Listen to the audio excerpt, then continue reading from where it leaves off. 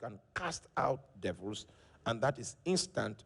But you see, you cast down strongholds because it took time and convincing to build. Satan will bring theories. Then you will accept his theories. Then he puts a block there. He will bring postulations. Then you accept his postulations. Then he puts another block there. Then he will bring hypotheses. Then you accept his hypothesis. Then he puts another block there. He will also bring philosophies, and you accept his philosophies. He puts another block there. Before you know it, that's how you think. That's your vista. That's your window. That's your outlet through which you view the world. The walls that Satan has built in your space. And it doesn't matter how much favor, how much blessing God causes to collocate around you, your life will be regulated by these strange, invincible walls that Satan has built in your mind. We will need to explore them so that we can attack them. So I made a list of a few strongholds that we will need to deal with, and the extent to which we are bound by these strongholds is relative. The first is fear. Fear is yielding to the reality of the possibility of danger instead of trusting God. Yielding to the reality of the possibility of danger instead of trusting in God. Fear is a spirit. The moment the spirit of fear begins to advance its course in the mind of a man, he begins to accommodate the possibility of danger. That's what fear does.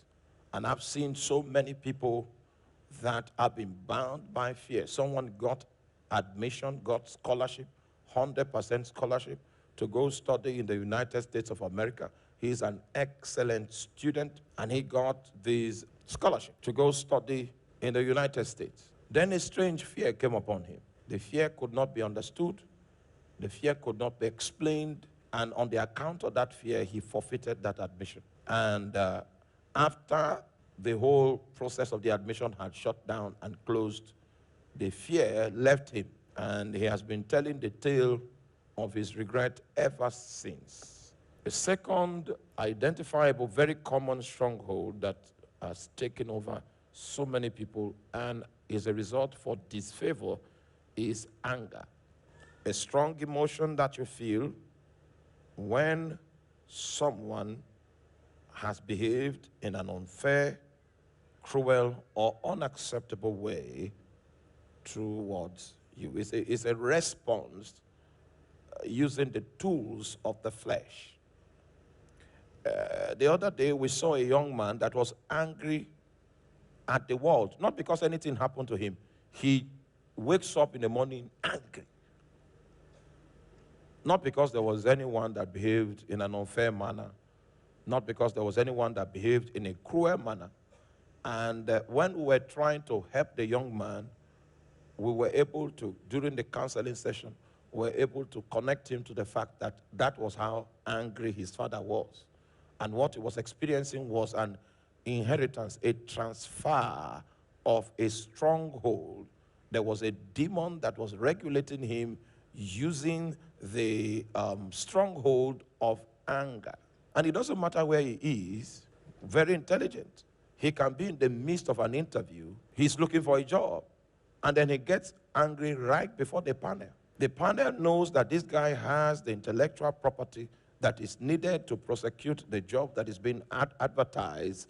But because of this anger, he falls out of favor again and again and again. And you know, an angry person will always look outside, that what is wrong is outside. These are deceiving parameters that the devil puts in place in order to keep us perpetually bound. I've seen parents that have transmitted the spirit of depression to their children because of an unbridled dimension of the spirit of anger. Then we also have depression. Depression is another stronghold, allowing the act of abandonment to instill a feeling of worthlessness. Maybe in your family you were abandoned, you had genuine cases, genuine troubles, and the people that were supposed to help you, that had the means to help you, that had the capacity to help you, decided to relegate you to the background And in the midst of that shadow, a spirit of depression was able to manipulate itself and find a place in your mind.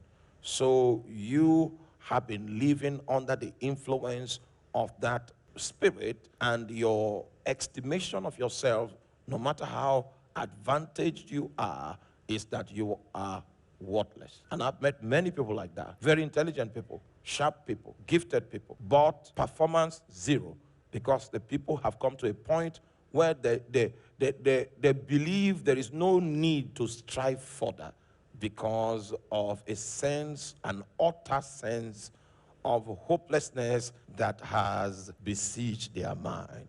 We also have another stronghold that is built around abuse. Anyone that is in this place that experienced any form of abuse whatsoever while you were growing up, something you could not share with your parents, but it affected your life. You had to keep it secret, even though you were not taught how to keep it secret. But it was shameful, so you felt it was not to be exposed.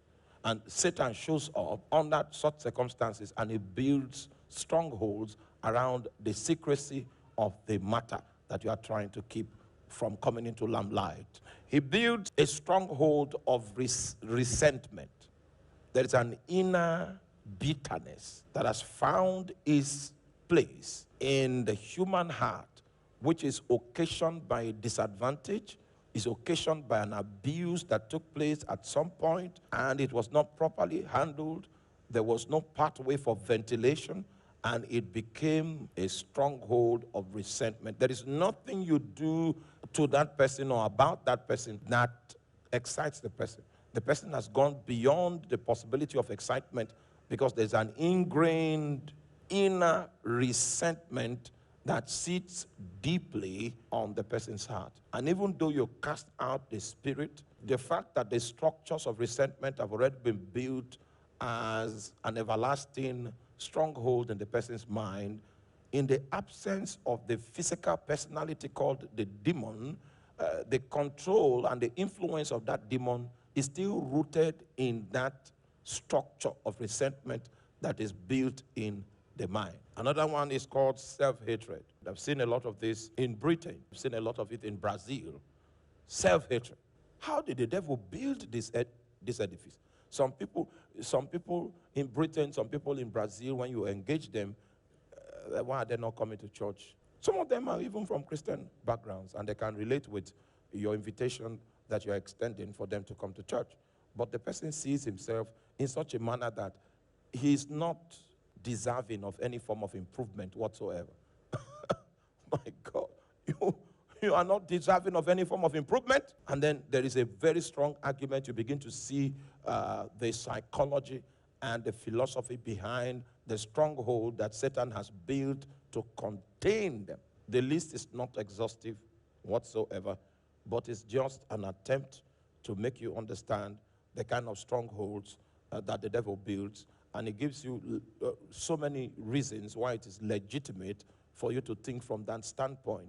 That thinking becomes your pattern, it becomes your eye view, it becomes the way you see the world, and there's little you can do as long as you are contained therein.